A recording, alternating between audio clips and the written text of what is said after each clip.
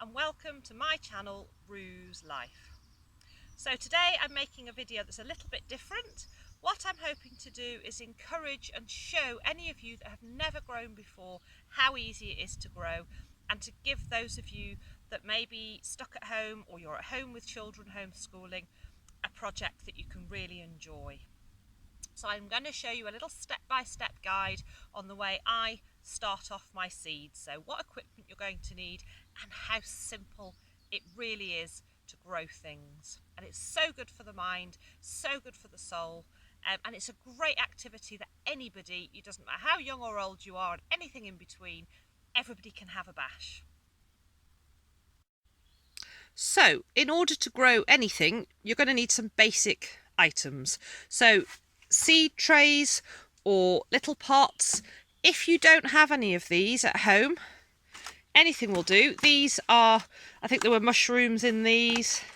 This is from another food item, probably mince or something like that. So anything you can save, any pots or containers you can use.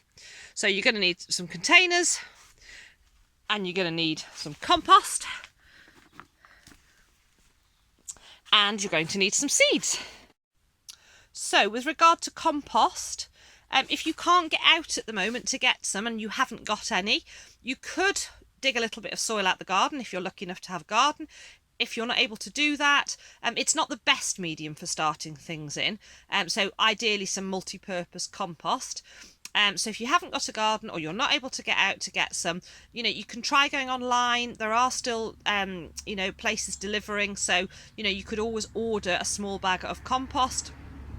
Or, ask around friends and neighbours. I know none of us are going anywhere at the moment, but if you're going to go for a walk round the block for your exercise, you could potentially communicate via phone or text or email or any type of social media with one of your neighbours or friends that lives within your exercising walk, if they could perhaps leave a bag of compost at the end of their drive for you or by their garden gate for you to pick up.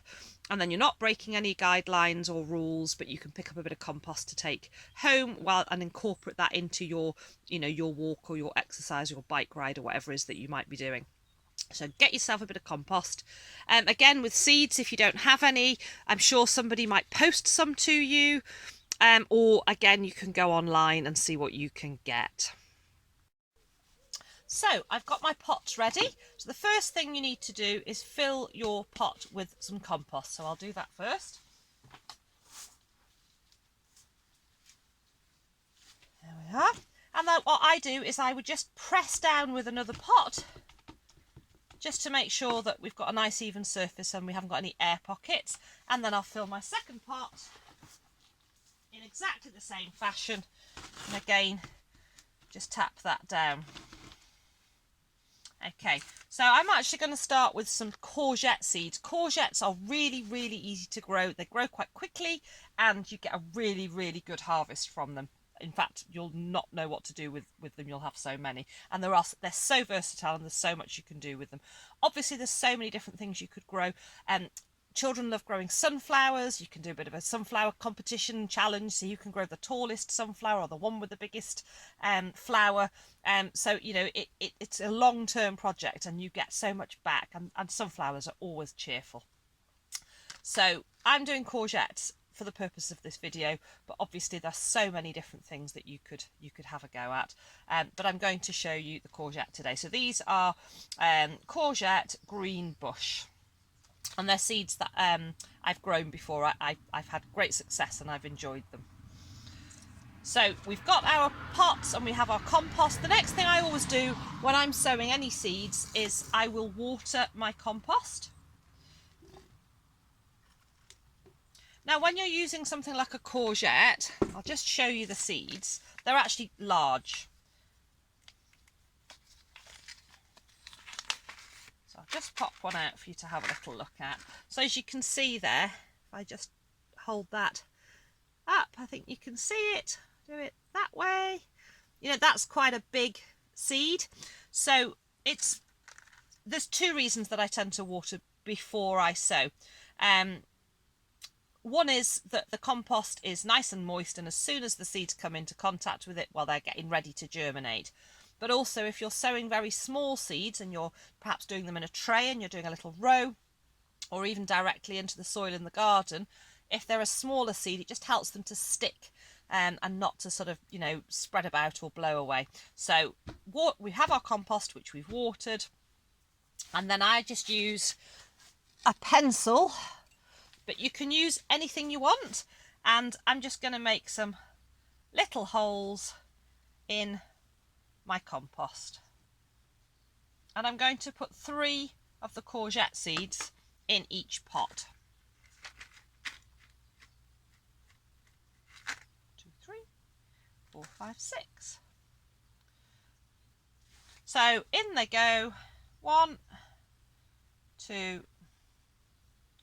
3. Now there's various sort of ideas on the way things up should go. Most seeds you can just scatter, and I tend to put mine with the wider side down, my courgettes or anything that's this shape, pumpkin, that kind of thing, and the tip up. But in all honesty, I genuinely don't think it matters, but this is the way I've always done them and I've always had success. So I'm dropping them into those little holes there, and then I'm just gently covering up the seed with some compost, and then another little water. Now, depending on where these are, you need to keep the soil fairly moist. You don't want to overwater, but you don't want to get it too dry either. And the worst thing that will happen is you either don't water enough or you overwater. You'll realise if you overwater, they will rot. If you don't water enough, well, obviously they're not going to grow.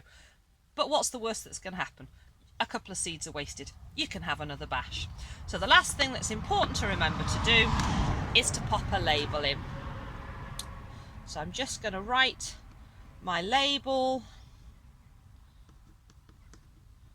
Green bush. Now again, these are plant labels that I've bought, so there you can see I've written on that, and I'll pop it into that pot. If you haven't got them, if the kids have got any saved up lolly sticks, or you could use an old plastic milk carton that you can cut up into strips and write on it with a Sharpie or something like that. So there we have it. I've got 2 pots, 6 seeds altogether, 3 in each, and a label. And if you don't have a polytunnel or a greenhouse, pop them on the windowsill until they start to come. Now these are the sorts of things, obviously, you're going to need some space when you grow them on. So when you start to get the shoots, when you get a more established plant, I will then move those on into a larger bed, and you could move them into a corner of the garden, or you could just grow them in a big tub. If you don't have a garden or you live in a flat, you could think about growing something on a windowsill. So you could grow successfully things like with mustard and cress, they're always easy to grow, radish, spring onion, anything like that. They don't need a huge amount of space, and you can grow them on a windowsill. So really and truly, everybody can grow. Everybody can have a go at growing.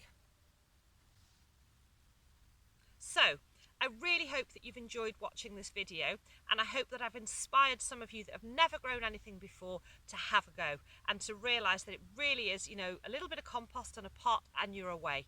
So let me know in the comments below, any of you that have decided to have a bash, what it is that you've decided to grow and how you've decided to grow it.